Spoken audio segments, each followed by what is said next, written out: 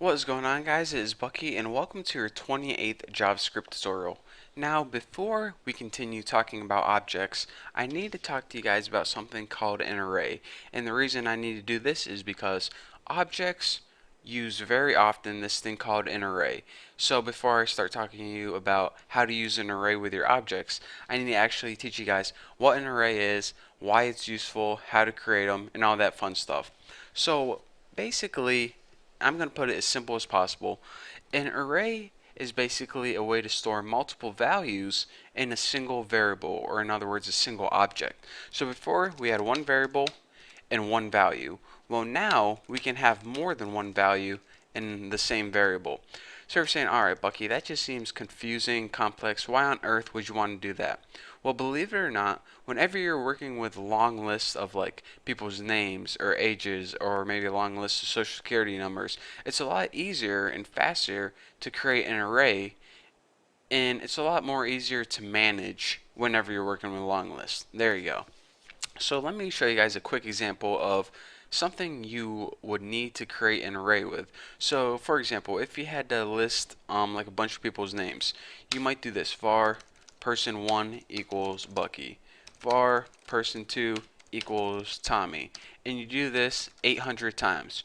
Well, that's going to take 800 lines of code, and then if you had to print them all out, it would take another 800 lines of code, and it just gets all jumbled. So an easier way we can do this is to create something called an array, and then whenever you had to list them all and print them out, it might only take 10 lines of code. So now you can begin seeing the advantages. So let's go ahead and learn how to first create an array. Creating an array is similar to creating a new object, and by that I mean you go ahead and type a variable and then you type the name of your array. So let's go ahead and make an array with a bunch of people's names. So I'm going to name my array people. Makes sense? So now what you have to do, just like when you're creating a new instance, new, but instead of your object name, you go ahead and write the name array. And this is built in. This is always going to be named array. And this tells JavaScript we're about to create a new array.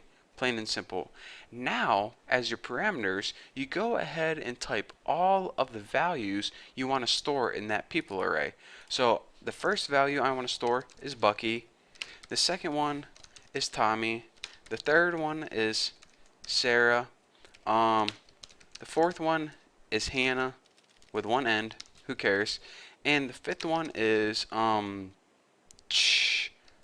Mikey. Mikey T. Who the heck cares? So now you can see, instead of creating 5 different lines with 5 different variables and 5 different values, we made this all on one line. How easy and compact is that? So now you're saying, alright, that kind of makes sense. So you have 5 different values in one variable, it looks like. So whenever I'm trying to use this later on, like document, if I spell it right, document.write. Okay, Bucky, how am I supposed to print out like the name Bucky or something? Well, if I go ahead and type people, I know that's the name of the array, but how does it know what one I'm supposed to be talking about right here? Well, we have an array created right here, and whenever we want to access one of the values of it, we have to add something called an array index. Now, an array index is basically this.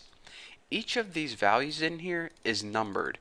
And remember, whenever you teach a kid to count, you probably tell them to start at 1. 1, 2, 3, 4, 5.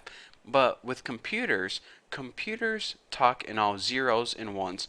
And just remember, anytime you're working with computers, computers learn to start counting at 0. People learn to start counting at 1. So this computer is going to say 0, 1, 2, 3, 4. So whenever you want to access this one, it wouldn't be 3, it would be 0, 1, 2. Alright, so now we know that each of these values is labeled with a number called an index. 0, 1, 2, 3, 4. So how do we access that? Well, you go ahead and you write the name of your array, and then in between square brackets, you write the number of that index. So Bucky would be 0. So now if we go ahead and save this and print it out, check it out, Bucky right there. So now let's go ahead and access like something like Hannah. 0, 1, 2, 3. So people 3 should be Hannah. Save that and print it out. Hannah. Simple enough. So the only thing that you have to remember is this. In order to create an array, just go ahead and write the name of your array, and then go ahead and write new array, and then write as many values as you want inside your array. And anytime you want to access it, you just write the name of your array, and in between square brackets, go ahead and write that index. And remember, unlike whenever people count, computers don't start with 1, they start with 0. So 0, 1, 2, 3, 4. So you can access any of these elements by using the index 0 through 4. And look what happens whenever you try to access something outside like 5. It's going to give you something called undefined because your computer is not going to know what you're talking about. So go ahead and save this and refresh, and it says undefined. This is pretty much JavaScript's way of saying you got an error, you did something wrong, go fix it. So basically that is how you create an array, and in the future tutorials I'm going to be showing you why these are useful and why it's a lot easier than creating just multiple variables. But for now, that's all I got for you guys. So thank you guys for watching. Don't forget to subscribe, don't forget to check out my website, and I'll see you next video.